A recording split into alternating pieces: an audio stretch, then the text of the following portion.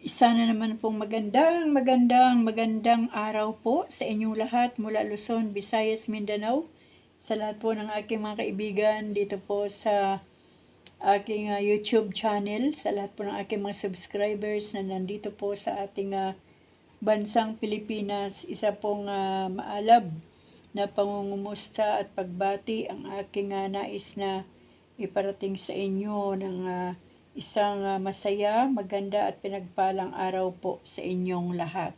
At sa lahat naman po ng ating mga kaibigan na nasa iba't ibang panig ng mundo, nasa iba't ibang bansa, ako po ay bumabati sa inyo ng isang masayang umaga, magandang tanghali at pinagpalang hapon at gabi. Ayan, kumusta po kayong lahat? Nawa po ay patuloy lang po tayong binabantayan ng ating Panginoon, pinoprotektahan upang sa ganoon malayo po tayo sa kapahamakan. At ayan po ang aking video ay nakaharap po sa magulo kong platera dahil ang mga bagay-bagay na po na inyong nakikita ngayon ay doon sa panahon na wala pa akong alam sa buhay.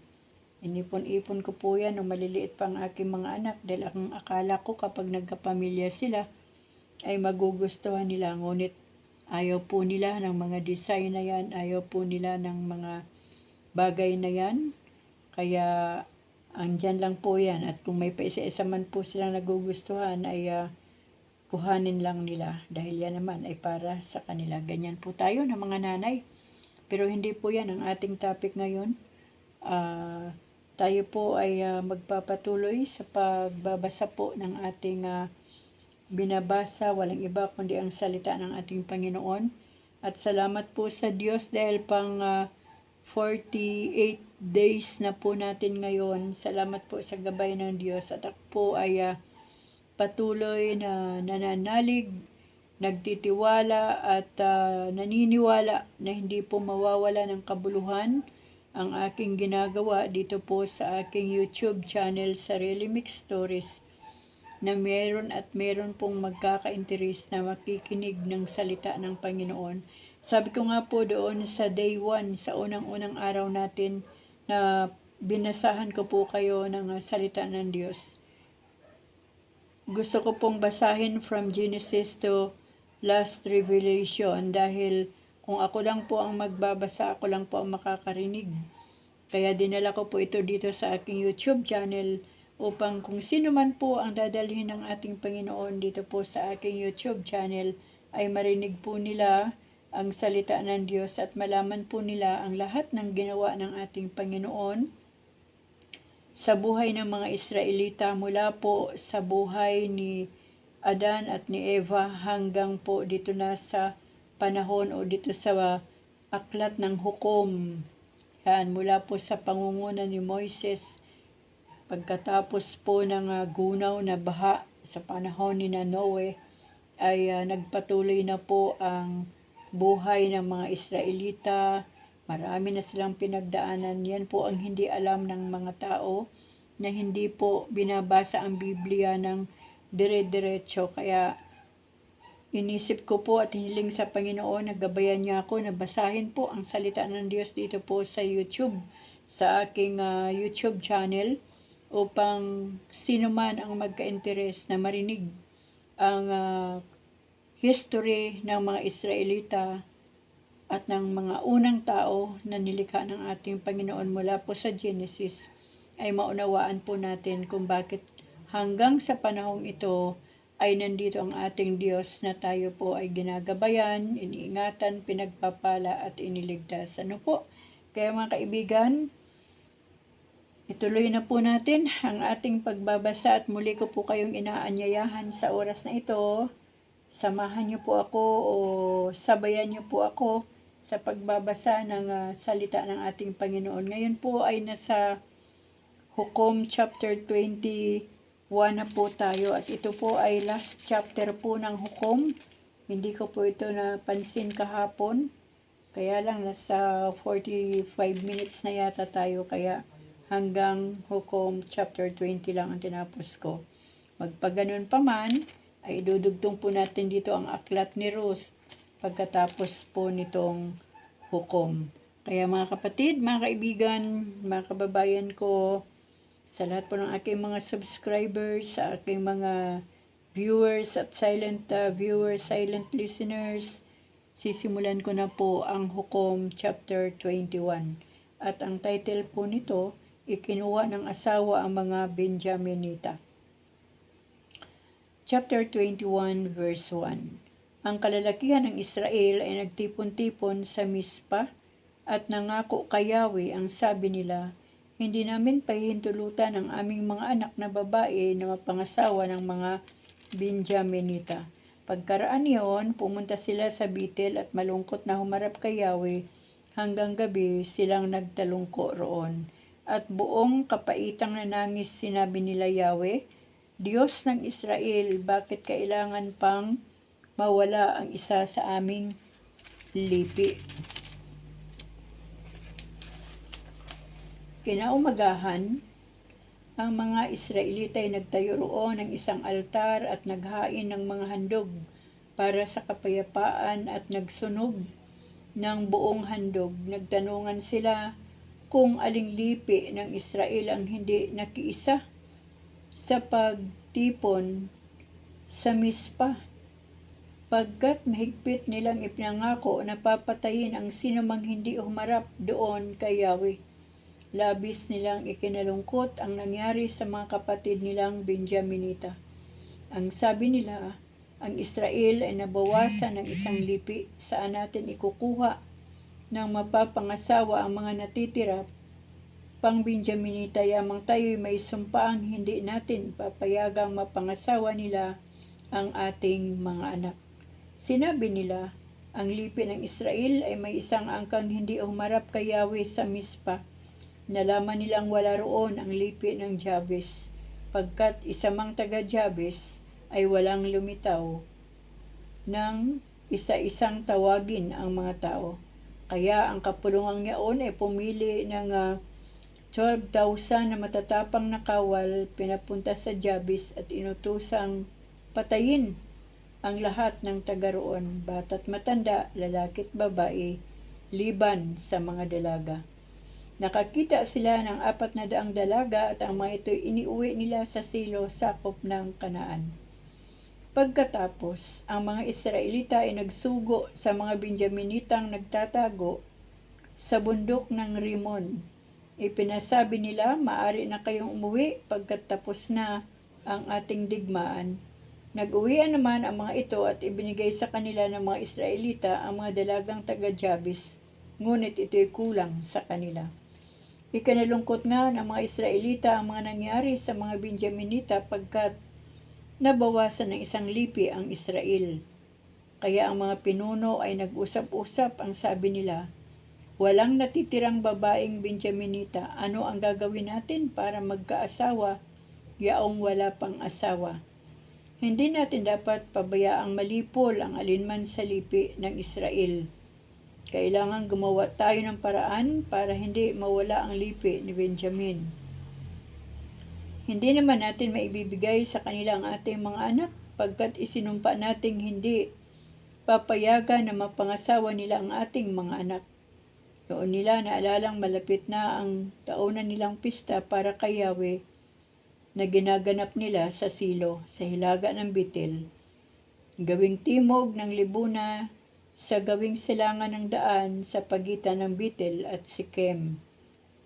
Sinabi nila sa mga Benjaminita, magtago kayo sa ubasan at hintayin ninyo ang mga dalagang taga-Silo, pagkat pagdaan nila roon upang magsayaw sa pista. Mangagaw na kayo ng inyong mapapangasawa at iuwi ninyo. Pag nagreklamo sa amin ang kanilang mga ama o mga kapatid, sasabihin na lang namin sa kanila na bayaan na kayo, pagkat kulang sa inyo ang mga dalagang nakuha namin sa Jabes. Iyon naman ay hindi masasabing pagsira nila sa pangako, pagkat kinuha ninyo nang wala silang pahintulot. Gayon nga ang ginawa ng mga Benjaminita. Bawat isa sa kanila ay pumili ng isa sa mga nagsasayaw at tinangay. Umuwi sila sa kanilang lupain. Itinayo ang kanilang mga lungsod at muling nanirahan doon, samantala ang ibang mga Israelita ay umuwi na. Nang panahong yaon ay walang hari sa Israel, kaya nagagawa ng mga Israelita ang gusto nilang gawin. Napakahirap po talaga ng walang leader, kahit man ang isang bansa gaya ng Pilipinas, pag wala po tayong pangulo, pag wala pong leader ang bawat sektor, ay talaga pong gulo ang mangyayari kasi magkakanya-kanya po yun ng kaalaman at kung ano ang gustong gawin ng tao, ayun po ang mangyayari. Mga kaibigan, simulan po natin ang aklat ni Ruth. Sabi po dito sa pasimula ng Ruth, kasaysayan sa aklat nito ay naganap sa magulong panahon. Sa aklat ng mga hukom, ang mga Moabitang ito ay nag-asawa sa isang Israelita. Nang mamatay ang lalaki, pinakita ni Ruth ang di pangkaraniwang katapatan sa kanyang biyanang babae. Gayon din ang matibay na pagmamahal sa Diyos ng Israel. Sa dakong huli, nagkaasawa siya uli mula sa angkan ng kanyang unang asawa. Bunga ng muling pag-aasawang ito, siya ay naging ninuno ni David, ang pinakadakilang hari ng Israel. Ipinakikita ng mga kasaysayan sa aklat ng mga hukom ang kapahamakang nangyari nang tumalikod sa Diyos ang Israel. Ipinakikita naman sa aklat ni Ruth ang pagpapalang dumating sa isang dayuhang yumakap sa Diyos ang Israel at sa gayoy naging bahagi ng kanyang bayan. Ang nilalaman po ng Ruth, si Naomi o Naomi ay nagbalik sa Bethlehem kasama si Ruth. Nagkatagpo sina Ruth at Boaz. Naging asawa ni Boaz si Ruth. Simulan ko na po ang chapter 1 ng Ruth. Si Elimelech at ang kanyang sambahayan sa Moab.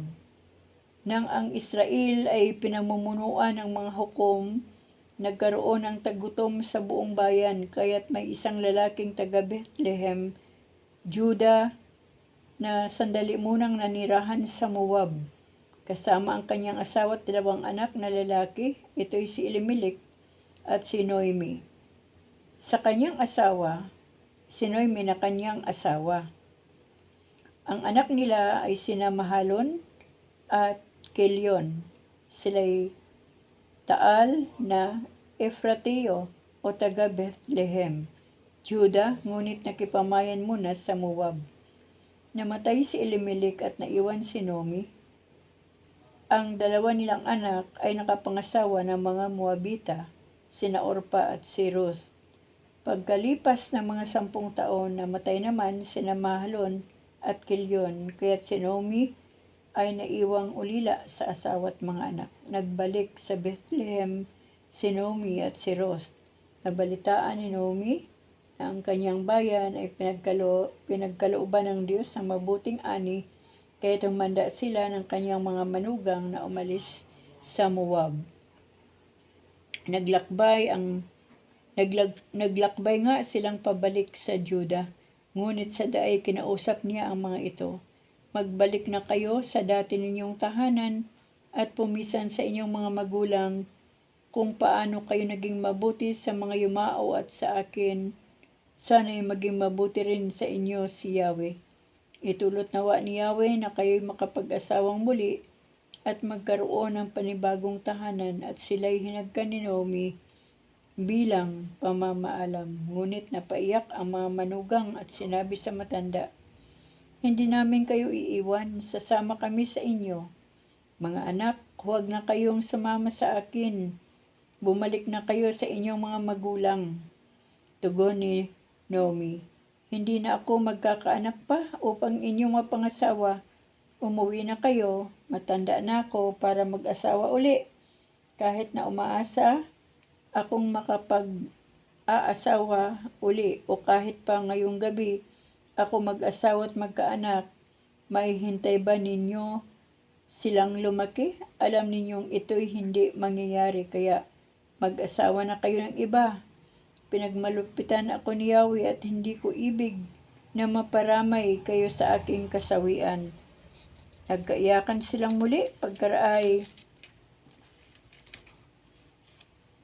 Tika po ha. Pagkaray hinagpa ni Orpa ang kanyang biyanan at tuluyang bumalik sa kanyang bayan, ngunit nagpaiwan si Ruth. Sinabi ni Naomi kay Ruth, ang bilas mo'y nagbalik na sa kanyang bayan at sa kanyang mga Diyos. Umuwi ka na rin. Tumugon si Ruth, huwag na ninyo akong hilinging iwan ko kayo. Hayaan ninyo akong sumama sa inyo saan man kayo pumaroon. Doon ako paroroon, kung saan kayo tumira, doon din ako titira. Ang inyong bayan ang magiging aking bayan, ang inyong Diyos ang aking magiging Diyos. Kung saan kayo mamatay, doon ako mamamatay. Doon ako malilibing. Gawaran ako ni Yahweh ng pinakamabigat na hatol, kung tulutan kong magkalayo tayo maliban na lamang kung paglayuin na tayo ng kamatayan. Nang matiyak ni Naomi na matatag ang pasya ni Ruth na sumama sa kanya, hindi na siya tumutol. Nagpatuloy sila sa paglalakbay. Pagdating nila sa Bethlehem,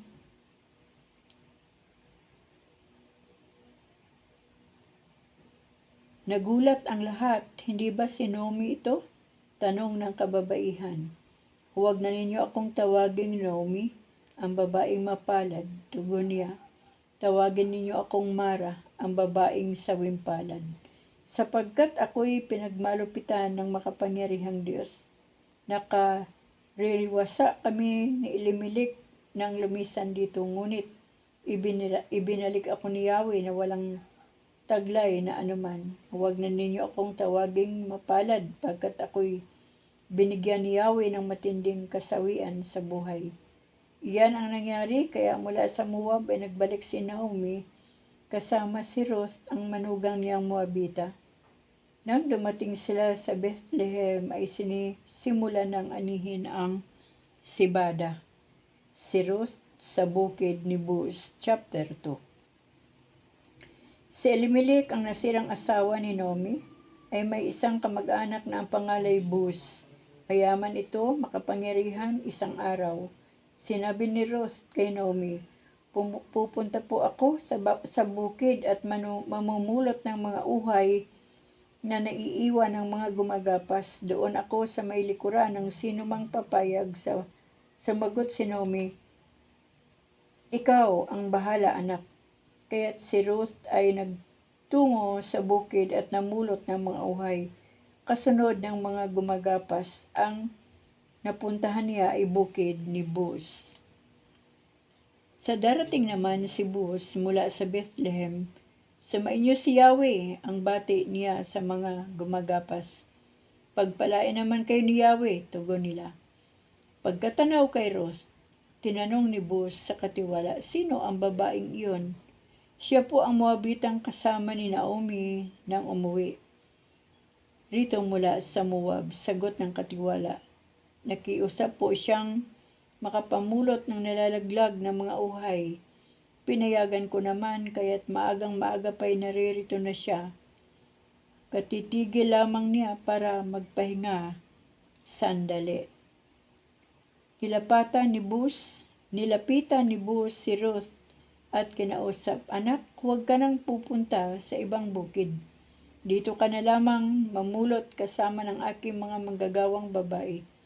Tignan mo kung saan sila gumagapas at sumunod ka. Sinabi ko na sa mga tauhan ko na huwag kang babawalan. Yumukod si Ruth bilang pagbibigay galang at ang wika, napakabuti ninyo sa akin, gayong ako'y dayuhan lamang. Sumagot si Buz, nabalitaan ko ang lahat ng ginawa mo sa iyong biyanan. Mula nang mamatay ang iyong asawa, alam ko ring iniwan mo ang iyong mga magulang at sariling bayan upang makipamayan sa isang lugar na wala kang kakilala. Pagpalain ka nawa ng Panginoong Diyos ng Israel, yamang sa kanya kadumulog at napakalinga. Sumagot si Ruth, napakabuti ninyo sa akin. Pinalakas ninyo ang aking loob sa inyong sinabi. Ako po ay isang hamak na alipin at di man lamang marapat ibilang na sa mga manggagawa ninyo. Nang dumating ang oras ng pagkain, tinawag ni Boaz si Ruth, "Halika rito, umabot ka ng tinapay at kumain kang mabuti." Kaya't nakiupo na siya sa mga manggagawa at inabutan ni Boaz ng binusang sibada. Kumain naman si Ruth hanggang sa mabusog. May natira pa sa pagkaing ibinigay sa kanya nang ipagpatuloy niya ang pamumulot. Pinagbili na ni Boaz ang mga manggagawa. Hayaan ninyo siyang mamulot kahit sa tabi ng mga binigis. Huwag ninyo siyang babawalan. Maglaglag kayo ng mga uhay mula sa binigis para may mapulot siya. Si Ruth ay namulot hanggang gabi at giniik niya pagkatapos ang kanyang napulot. Halos kalahating kaban ang nakuha niya. Umuwi si Ruth at pinakita sa kanyang biyanan ang natipong sibada at ibinigay pa niya sa matanda ang lumabis niyang pagkain. "Saang bukid ka ba namulot ngayon?" tanong ni Naomi. "Pagpalain nawa ng Diyos ang taong nagmamagandang loob sa iyo." At isinalaysay ni Ruth ang nangyari sa kanya sa bukid ni Boaz. Ang wika ni Naomi, "Pasaganain nawa siya ni Yahweh na hindi nakalilimot sa kanyang pangako, maging sa buhay at maging sa patay." Idinugtong pa niya, "Kamag-anak na malapit natin ang taong iyon, isa sa may pananagutang mga laga sa naiwan ng mga yumao." Nagpatuloy ng pagsasalaysay si Ruth.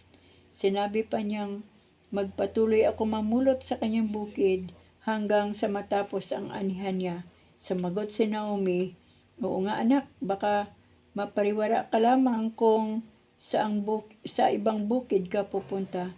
Mabuti ngang manatili kang kasama ng kanyang mga manggagawa."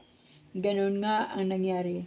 Namulot si Ruth na kasama ang mga gumagapas sa bukid ni Boaz hanggang sa maaning lahat ang trigo at ang sibada at namuhay siyang kapisan ng kanyang biyanan. Ituloy na po natin sa chapter 3 mga kaibigan. Naging mabuti kay Ruth si Boaz. Chapter 3 verse 1. Isang araw ay kinausap ni Ruth si Naomi. Sabi niya, "Anak, kailangang ihanap kita na magiging asawa upang magkaroon ka ng sariling tahanan.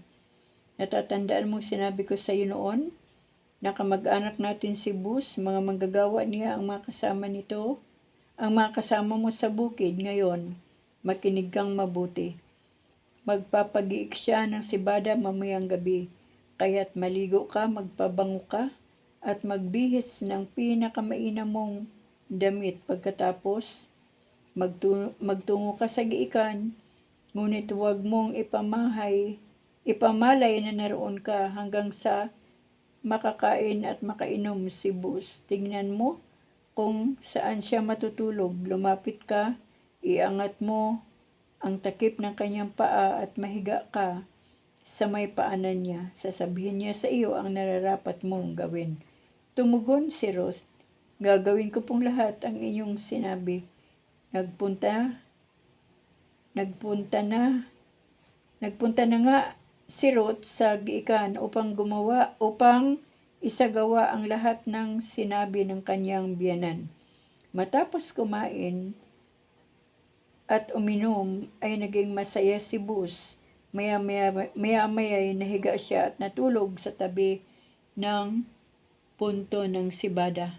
Marahang lumapit si Ruth, iniangat ang takip ng paa ni Boaz at nahiga sa paanan nito. Nang maghating gabi, nagising si Boaz. Nagulat siya nang makitang may babae nakahiga sa paanan niya. "Sino ka?" tanong niya. "Si Ruth po ang inyong alipin," tugon ng babae. "Isa kayong kamag-anak na malapit, kaya marapat na ako'y kalingain ninyo't pakasalan ayon sa inyong kaugalian. Pagpalain ka ni Yahweh," ani Boaz. "Higit na kagandahang loob sa aming angkan ang ginawa mong ito, kaysa ginawa mo sa iyong biyanan. Hindi ka humabol sa isang lalaking bata pa, na maaring mayaman o mahirap. Ipanatag mo ang iyong loob, nalalaman ng buong bayan ang iyong katapatan. Gagawin ko ang lahat ng sinabi mo. Totoo nga, ako'y malapit ninyong kamag-anak at may tungkulin sa iyo, ngunit may isang lalong malapit na kamag-anak kaysa akin. Dumito ka hanggang sa madaling araw. Bukas ng umaga, aalamin natin kung pakakasalan ka ng lalaking sinasabi ko. Kung hindi, ipinapangako ko sa buhay na Diyos na gagampanan ko ang tungkuling ito. Hala, matulog ka na. Kaya't natulog si Ruth sa may paanan ni Boaz hanggang sa mag-umaga. Ngunit nagbangon siya bago lumiwanag sapagkat sinabi ni Boaz na walang dapat makaalam na nagpunta siya sa giikan. Nang paalis na si Ruth, sinabi ni Boaz, iladlad mo ang iyong balabal, at ito'y nilagyan ni Boaz ng mahigit na kalahating kabang sibada. Iniatang niya ito kay Ruth at tuluyan na itong umuwi. Nang makita siya ng kanyang biyenan, ay tinanong siya, kumusta ang lakad mo, anak? At sinabi ni Ruth ang nangyari. Binigyan pa niya ako ng sibada sapagkat hindi raw po ako dapat umuwing walang dala. Dugtong ni Ruth. Sinabi ni Naomi, maghintay ka, anak, hanggang sa malaman mo kung ano ang kalalabasan ng bagay na ito. Hindi titigil si Boaz hanggat di niya ito nalulutas. Ang aklat po ni Ruth, mga kaibigan, ay hanggang chapter 4 lang. Kaya ituloy na po natin ito, mga kaibigan, ha. Ruth chapter 4, napangasawa ni Boaz si Ruth, nagtungo si Boaz sa may pintuan ng lungsod sa dakong pinagtitipunan ng bayan at naupo roon. Di nagtagal, dumaan ang tinutukoy niyang pinakamalapit na kamag-anak, si Elimelech. Pinsan, sandali lang, maupo ka rito at may sasabihin ako sa iyo, sabi niya. Lumapit naman ang tinawag at naupo sa tabi ni Boaz. Tumawag si Boaz ng 10 matatanda sa bayan at inanyayahan ding maupo roon. Pagkatapos, sinabi niya sa kanyang pinsan, ngayon nagbalik na si Naomi buhat sa Moab. Ibig niyang ipagbili ang bukid ng kamag-anak nating si Elimelech. Inaakala kong dapat mo itong malaman pagkat ikaw ang unang may karapatang bumili niyon. Kung ibig mo, bilhin mo yon sa harap ng nariritong matatanda ng bayan. Kung ayaw mo naman, ako ang bibili. Bibilhin ko, tugon ng lalaki. Kung bibilhin mo kay Naomi ang bukid, dugtong ni Boaz, pakakasalan mo si Ruth, ang Moabitang balo ng aking pinsan, upang ang bukid ay manatili sa angkan ng namatay. Pagkarinig niyon, sumagot ang lalaki, kung gayon, hindi ko nagagamitin ang aking karapatan sapagkat manganganib namang mawala ang sarili kong mana. Ikaw na ang bumili. Ganito ang kaugalian sa Israel kapag tinubos o binili ang isang ari-arian. Hinubad ng nagpatubos o nagbili ang kanyang panyapak at ibinigay sa bumili bilang katibayan ng kanilang kasunduan. Kaya't nang sabihin ng lalaki kay Boaz na ikaw na ang bumili, hinubad nito ang panyapak at ibinigay kay Boaz. Matapos tanggapin iyon, sinabi ni Boaz sa matatanda at sa ibang naroroon, kayo na ang saksi ko na binili ko kay Naomi ang lahat ng nasa pangalan ni Elimelech at sina Kilion at Mahalon. Kaugnay nito, magiging asawa ko si Ruth, ang Moabitang balo ni Mahalon, upang manatili sa angkan ng namatay ang mga ari-arian. Sa pamamagitan nito'y mananatiling buhay ang kanyang pangalan at hanay ng kanyang kamag-anakan. At sa kanyang bayan, inuulit ko, saksi kayo sa bagay na ito. At sila'y sumagot, oo, saksi kami. Sinabi naman ng matatanda, pagpalain nawa ni Yahweh ang babaeng iyon, kaya ni Raquel at Leah na pinagmula ng Israel. Ikaw naman, Boaz, sumagana ka nawa sa Efrata at matanyag sa Bethlehem. Matulad nawa sa sambahayan ni Faris na anak ni na Juda at Tamar, ang mga anak na ibibigay sa inyo ni Yahweh. Napangasawa nga ni Bus si Ruth at inuwi sa kanyang tahanan. Sa kapanahonan, pinagkalooban sila ni Yahweh ng isang anak na lalaki. Si Naomi ay binati ng kababaihan, purihin si Yahweh. Binigyan kanya sa araw na ito ng isang apo na kakalinga sa iyo. Maging tanyag nawa sa Israel ang bata. Maghatid nawa siya ng kaaliwan sa puso mo at maging gabay sa iyong katandaan. Ang mapagmahal mong manugang na nagsilang sa bata ay higit kaysa 7 anak na lalaki. Kinuha ni Naomi ang bata, magiliw na, kinalong, inalaga ang mabuti. Siya tinawag nilang Obed, Balanay. Sinabi nilang nagkaapo ng lalaki si Naomi, si Obed ang ama ni Jesse na ama ni David. Ang angkan ni David, ito ang pagkasunod-sunod ng angkan mula kay Faris hanggang kay David. Faris, Hezron, Ram, Aminadab, Naakon, Naason, Salmon, Bus, Obed, Jesse, at David. Yan po ang kabuuan ng Ruth. Napakaiksi lang. Pero yung nagrima po sa atin dito mga kaibigan ay yung relasyon ng magbiyanan. Ano po? Yung isa niyang manugang na si Oprah, bagamat nalungkot kay Naomi bilang isang biyanan, at nalungkot din si Naomi para sa kanyang mga manugang, ngunit ang nangibabaw kay Naomi ay yung malasakit pagmamahal ng isang biyanan na inutos niya sa kanyang 2 manugang, kay Oprah at kay Ruth, na mag-asawa na kayo. Imagine ano po. Pero si Oprah ay nakinig kay Naomi, bumalik siya sa kanyang mga magulang, at si Ruth ay nagpatuloy na sumama kay Naomi pabalik ng Bethlehem. Na itong si Ruth ay do or die, kahit anong mangyari sa buhay naming magbiyanan, sa buhay namin ni Naomi, ay gagawin ko lahat para sa aking minamahal na biyanan. So ganun po nakakatuwa po kapag ang magbiyanan o ang manugang at ang biyanan ay nagkakasundo at hindi nagtuturingan na ibang tao.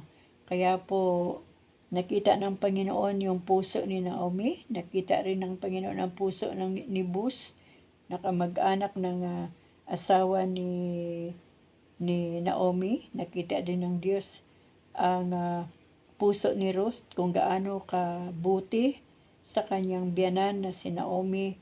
Kaya po yung blessing ng Panginoon ay dumaloy sa buhay ni Ruth papunta sa kanyang biyanan, at ganoon din sa buhay ni Bus.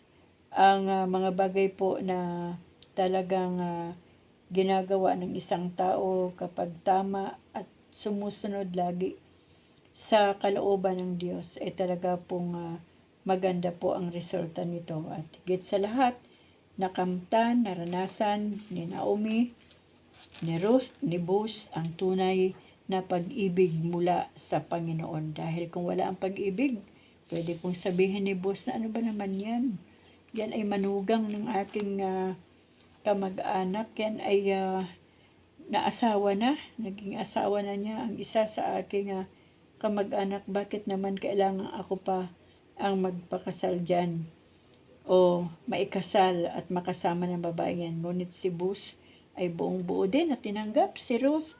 At si Ruth naman ay nakita ko napakamasanurin sa kanyang biyanan na si Naomi, na kung ano ang sabihin ni Naomi, ayun po ang ginagawa ni Ruth. Kaya ang isang anak o manugang man, kapag merong mga bagay na sinasabi ang biyanan, kung ito naman po ay kabubuti at tama, ay huwag pong mag-atubili ang mga manugang na sundin ang mga payo ng isang biyanan. Ano po?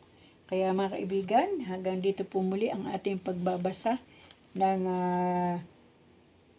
aklat ni Ruth, at ang kasunod po nito ay ang aklat ni Samuel. Ayan, purihin ang Panginoon, nakakatuwa naman.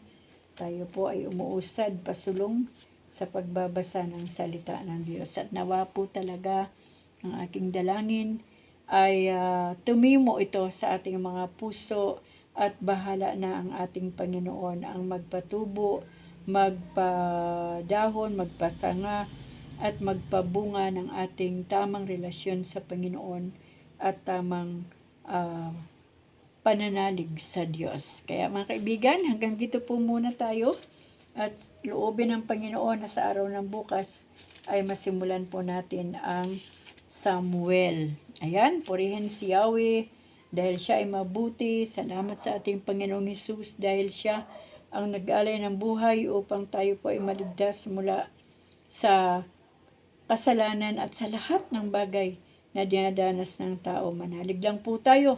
Ating panaligan ang ating Panginoong Hesus na tinapos niya na ang lahat. At tayo po ngayon ay nagre-retouch palagi ng ating pananampalataya sa Diyos at ating relasyon sa Diyos.